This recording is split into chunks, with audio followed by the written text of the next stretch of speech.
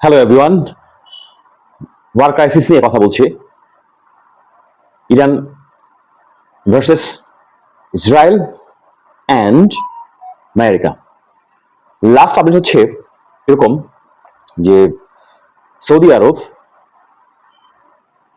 আরব তার তেল হরমুজ প্রণালী হয়ে বা রেড সি হয়ে যে রপ্তানি করবে, সেই রপ্তানি জায়গাটা সৌদি আরব আসলে পারছে না। সাথে সাথে অন্যান্য দেশ যারা আছে তারা ওই দিক থেকে পারছে না। তাতে কি হয়েছে, এশিয়ার সাথে সৌদি আরব সহ অন্যান্য দেশের ওখানে গালফভুক্ত দেশগুলোর যে বাণিজ্যগুলো, সে বাণিজ্যগুলো বন্ধ হয়ে গেছে।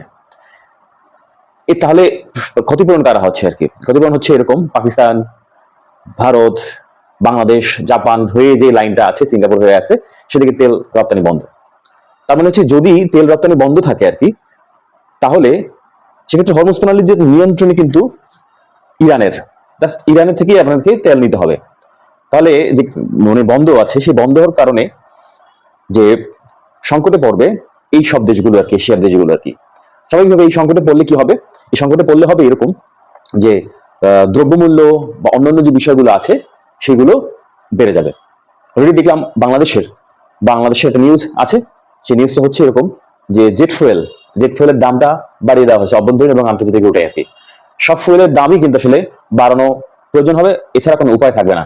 বাড়াতে গেলে মানে পরবর্তী সময় যে কি অ্যাকশনটা হবে, এই যে নিম্নবিত্ত, নিম্ন মধ্যবিত্ত, মধ্যবিত্ত বা উচ্চবিত্তেরই জীবন ওষ্ঠাগত হয়ে যাবে আর কি। তেলের সাথে অনেক কিছু সম্পৃক্ততা আছে যার কারণে। এছাড়া ওখানে যে যে ওয়ারের কথা বলা হয়েছে, যে ইরান এবং ইসরায়েল, গতকালকে দেখলাম ইরানে মেসিভ আকারের আক্রমণ করেছেন ইসরায়েল। মানে অর্থাৎ ইরানের প্রায় 3000 স্পট আছে, স্পটে আর কি তারা আক্রমণ করেছে, যদি গতকালকে না এই পর্যন্ত এই যাবৎকালে আছে আর কি।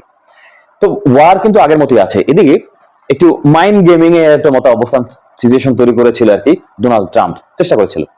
তিনি বলে আসছে 5 দিন যুদ্ধবিরতি থাকবে, 5 দিন আক্রমণ করবে না ইরানে, এবং সাথে সাথে হচ্ছে যে হরমুজ প্রণালী নিয়ে তাদের সাথে একটা কথা হয়েছে। কি কথা হয়েছে? হরমুজ প্রণালী যৌথভাবে আমেরিকা আর হচ্ছে ইরান নিয়ন্ত্রিত করবে, অথবা ইরান নিয়ন্ত্রিত করবে, অথবা নিয়ন্ত্রণ করবে ইউএসএ আর কি। বাট এইটা ডোনাল্ড ট্রাম্প বলার পর ইরানের পররাষ্ট্রমন্ত্রী থেকে বলা হচ্ছে আধা ঘন্টা পরে গতকালকের, যে এই ধরনের কোনো আলোচনা কোনো কিছুই তাদের সাথে হয়নি। তাহলে এইটা কেন বলা হয়েছে? এটা বলা হয়েছে এরকম যে অলরেডি আমেরিকার এই ওয়ারে তাদের অনেক লস হচ্ছে প্রতিদিন। মানে যুদ্ধের যে খরচ হচ্ছে আমেরিকার, সেটা হচ্ছে প্রায় 1 বিলিয়নের মতো।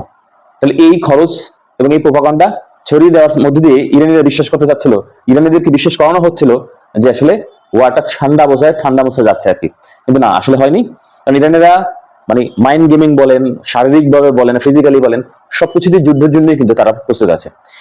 ভয়াবহ একটা জিনিস হচ্ছে এটা এরকম যে এই যুদ্ধে গালভুক্ত দেশের কয়েকটা দেশ, সৌদি আরব সহ ঢোকার সরাসরি সম্পৃক্ত হওয়ার একটা চান্সেস আছে, কারণ তারা চাচ্ছে এরকম। অলরেডি আপনার সৌদি আরবের যে বেসগুলো, এয়ার বেস যেগুলো আছে, সেগুলোকে আমেরিকার এয়ার বেস হিসেবে বা বিমান বাহিনীকে ব্যবহার করার জন্য তাদেরকে বলে দিয়েছে, তাদেরকে অনুমতি দিয়েছে। সেটা একটা ভয়াবহ একটা বিষয়। সরাসরি সম্পৃক্ত হলে তাহলে অনেক দেশেরই একটা চান্স থাকবে এই যুদ্ধের সাথে আরো বেশি সম্পৃক্ত হওয়ার জন্য। অনেক ক্ষেত্রে অনেক গালভুক্ত দেশের যুদ্ধ সরাসরি সম্পৃক্ত না হওয়ার বা এটার সাথে না হওয়ার পসিবিলিটি খুব কম, এরকম অবস্থা চলে গেছে আর কি। তো সেক্ষেত্রে সামনের দিনে বোঝা যাবে যে কি অবস্থা। এখন নিয়ন্ত্রণ নেওয়ার জন্য, মিডল ইস্টে নিয়ন্ত্রণ নেওয়ার জন্য তুরস্ক, তারপর হচ্ছে বা হয়তো ইরান, যদিও এখন পর্যন্ত যুদ্ধের নিয়ন্ত্রণ কিন্তু হরমুজ প্রণালী সহ যুদ্ধের নিয়ন্ত্রণ কিন্তু আসলে ইরানিদের হাতে। তো এর সাথে অথবা সৌদি আরব এরা নিয়ন্ত্রণ নেওয়ার চেষ্টা করবে ভবিষ্যতের দিনে আর কি।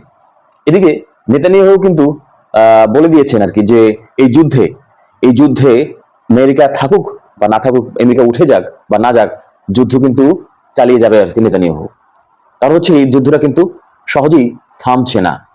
এখন এই যুদ্ধর সাথে আমাদের ইকোনমিক্যাল ক্রাইসিস যেগুলো আছে, সেই ক্রাইসিস গুলো সব দেশে, সারা পৃথিবীর এখন একটা মুহুর্মুহু অবস্থান চলে আসছে আর কি।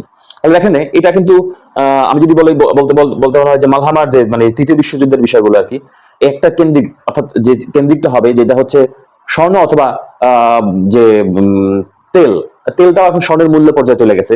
কারণটা আমি বলে দিচ্ছি আর কি। জ্বালানি নির্ণয় খুবই গুরুত্বপূর্ণ, এবং এটা কতটুকু গুরুত্বপূর্ণ আপনি একটা নিউজ বললেই আপনারা বুঝতে পারবেন। সেটা হচ্ছে এই যে জ্বালানির উপর নির্ভরশীল সারা পৃথিবী, তাহলে জ্বালানি না থাকলে আপনার বিদ্যুৎ বন্ধ থাকবে, বিদ্যুৎ বন্ধ হলে সমস্ত সার্ভিস যেগুলো বিদ্যুৎ কেন্দ্রিক যেগুলো সার্ভিস আমাদের জীবন হয়েছে সেই জীবনের এইগুলো বন্ধ হয়ে যাবে আর কি। তো সঙ্গত কারণেই এটা লাইফ সেভিং, লাইফ সাপোর্ট হিসেবে একদম স্বর্ণের থেকেও কিন্তু তেলের দামটা বেশি, যার কারণে তেলটাই কিন্তু আসলে আমার মনে হয় খুব গুরুত্বপূর্ণ হয়ে যাচ্ছে জ্বালানি হিসেবে আর কি।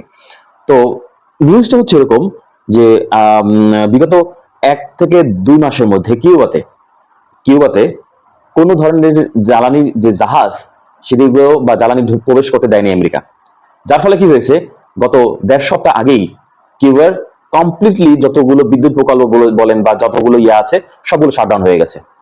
কিউবাতে বিদ্যুৎ নেই, কিউবাতে জ্বালানির বিষয় নাই। তো সেক্ষেত্রে সবচেয়ে মানবিক যে বিপর্যয় ঘটনা ঘটেছে সেটা হচ্ছে যে হসপিটালগুলো যেগুলো ভেন্টিলেশন যেগুলো ছিল, যে রোগীগুলো ছিল আর কি, তারা মারাই গিয়েছেন।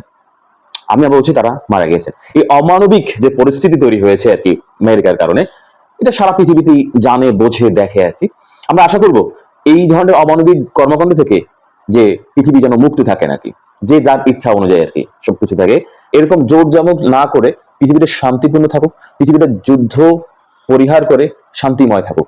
কিন্তু আসলে পরিস্থিতি কি হয়ে যাচ্ছে, ইরান, এই যে যুদ্ধ, ইরানের সাথে যুদ্ধ, এবং সেই যুদ্ধে আসলে সম্পৃক্ত হওয়ার চান্স সারা পৃথিবীর গ্লোবালি ইম্প্যাক্ট যা মারাত্মকভাবে এবং অশনি সংকেত, এবং আমাদের সকলের জন্যই এখন ক্যালকুলেশনের একটা বিষয় আছে। আপনার বিদ্যুৎ ছাড়া অবস্থায়, বিদ্যুৎ সহ অবস্থায় থাকার ব্যবস্থা করা, এবং আমি যে মনে করি যে একদম নিতান্তই যে গ্রাম লেভেলে থাকার যে পরিবেশ তৈরি করা এবং তার সাথে আমাদের জীবনের সাথে সম্পৃক্ত করা নেওয়া, এটা অত্যন্ত গুরুত্বপূর্ণ হয়ে উঠছে বলে আমি মনে করি। এই পর্যন্তই আপডেট। ধন্যবাদ।